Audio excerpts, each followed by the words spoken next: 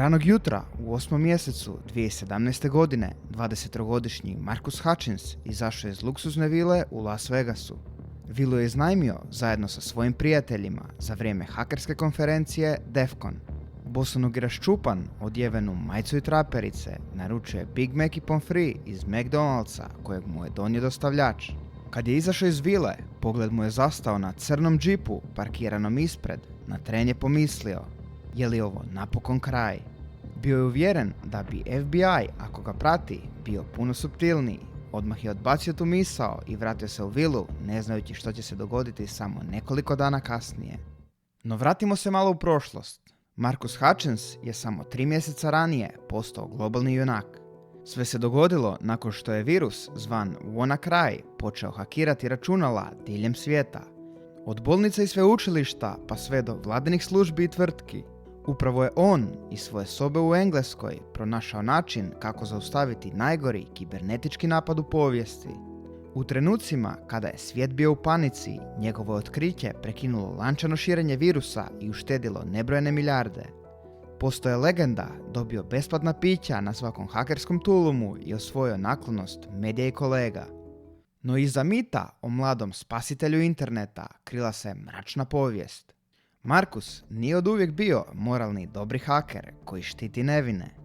Kao dijete, odrastajući na farmi u Devonu, bio je povučeno, ali iznimno bistro dijete. Dok su druga djeca igrala nogomet i jurila po poljima, Marcus je sate provodio za računalom. Kako kaže, programiranje ga inspiriralo. Nudilo mu je beskrajne mogućnosti, odskočnu dasku iz svakodnevice i ruralne izolacije. No ta ga je znatiželja već u tinejdžerskim godinama odvela na internetske forume gdje su mladi hakeri dijelili viruse, krali lozinke i natjecali se u stvaranju sve opasnijih alata. U početku to su bile nevine dječje gluposti, kao što je preuzimanje lozinki, stvaranje lažnih računa i probijanje školskih zaštita. No korak po korak, Marcus je postajao sve bolji.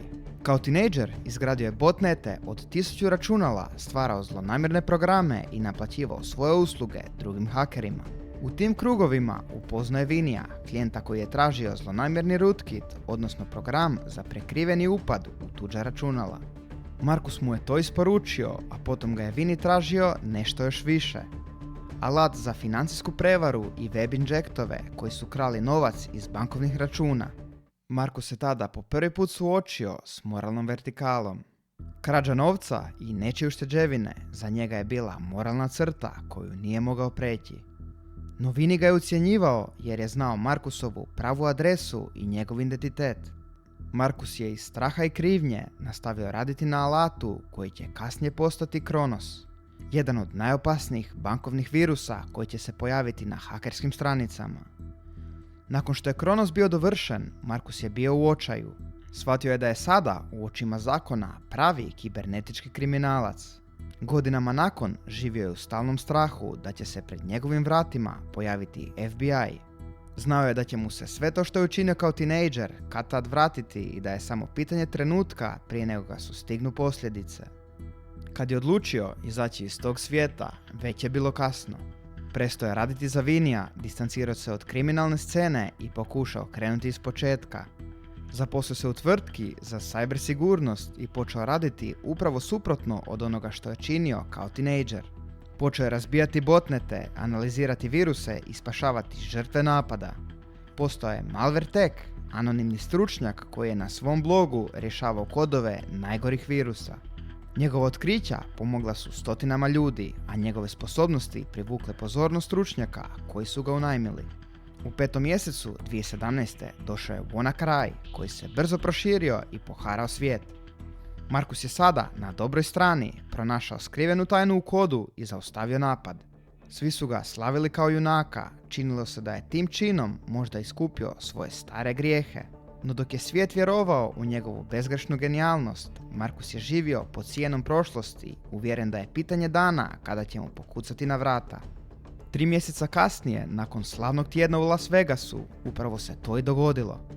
FBI ga je uhitio na aerodromu dok je pio kolu u zračnoj luci gdje je čekao let kući.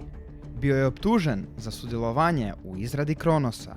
Nije se opirao uhićenju jer je znao da je ovo kazna za njegove davne grijehe.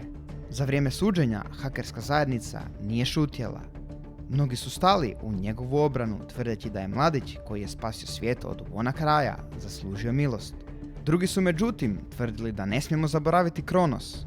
Raspravljalo se može li se sjajna djela, učinjena kasnije, staviti na vagu i time izbrisati zločine iz mladosti. Markus je na kraju priznao krivnju za 2 prekršaja jer više nije mogao njekati svoj doprinos stvaranja virusa. Sudac je istaknuo kako je Hutchins i prije uhićenja napustio mračni svijet i posvetio se zaštiti drugih. Bio je to jedinstveni slučaj. Haker koji je nekada stvarao oružja za cyber kriminalce postaje ključni obrambeni igrač u neprijateljskoj borbi protiv zlonamjernog koda. Sud je odlučio da njegova dobra djela nadmašuju ona loša. Godinu dana se istraživalo na ovom slučaju, a nakon toga je dobio kaznu od godinu dana nadzora. Nakon presude, Markus je bio slobodan, ali pod težinom vlastite savjesti.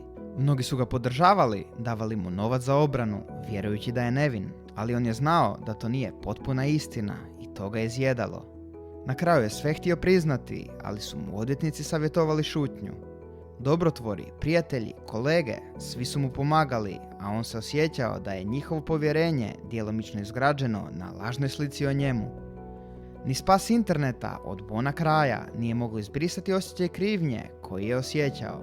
Njegova priča pokazuje da su ljudi složena bića. Možemo činiti zlo iz neznanja ili naivnosti, a zatim suočeni s posljedicama okrenuti se dobru i postati zaštitnici onih koje smo nekad ugrožavali. Što vi mislite, je li zaslužio slobodu ili je trebao biti zatvoren zbog svojih loših djela? Napišite mi u komentarima ispod, lajkajte video ako vam se svidio, a za kraj, Simon says, subscribe!